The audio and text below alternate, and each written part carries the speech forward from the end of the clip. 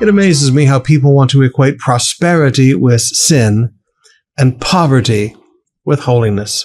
I will never forget a man, and he was a friend of mine, who sat down with me one day, this is back in the 80s, and said, "It must be so wonderful that you get to pastor people in such poverty." And this was a guy from another country. And I said, "Why would you say such a thing?" He said, "Well, the Bible teaches us that it's so blessed to be poor. And, being able to pastor people that are poor is such an honor and such a privilege." And I looked at him and I said, "You've never been poor, have you?" He said, "Well, no." I said, "You've never put your kids to bed hungry, have you, and listened to them cry?" "No." "You've never not had the money to buy medicine for your children when they're very sick?" "No." I said, "That's the only reason you think poverty is a good thing." And I had to teach him that there is nothing blessed about being poor. Proverbs 10 verse 15 says, "The wealth of the rich is their fortress. The poverty of the poor is their destruction."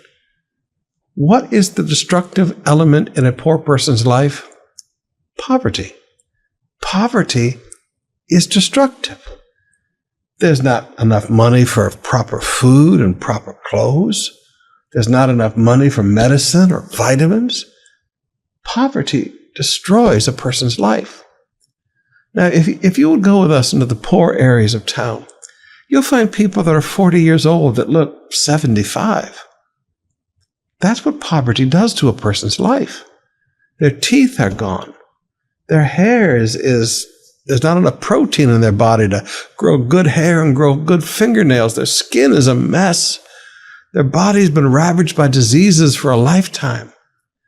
You've never seen children who don't have the mental power to go to school because they don't have the food in their body that helps their brains develop.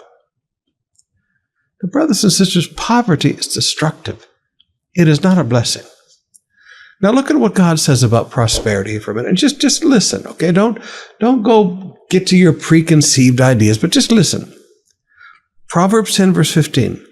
"The wealth of the rich is their fortress." All right, poverty is destructive, but the wealth of the rich is their fortress. Prosperity provides protection for a family.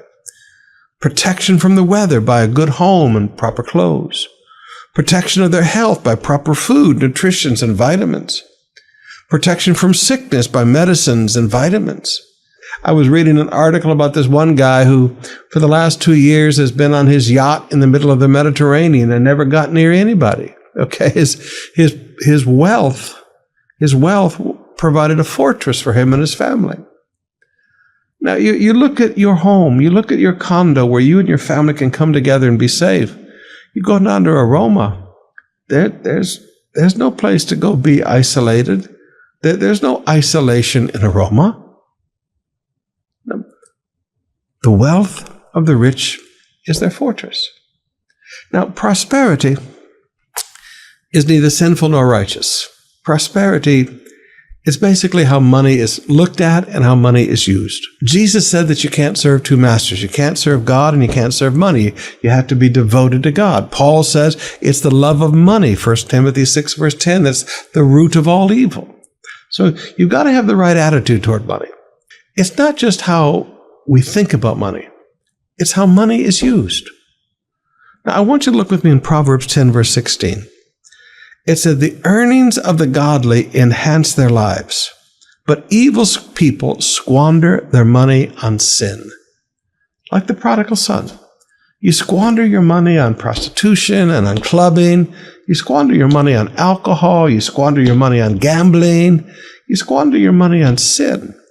But it says the earnings of the godly enhance their lives. The earnings of the godly enhance their lives.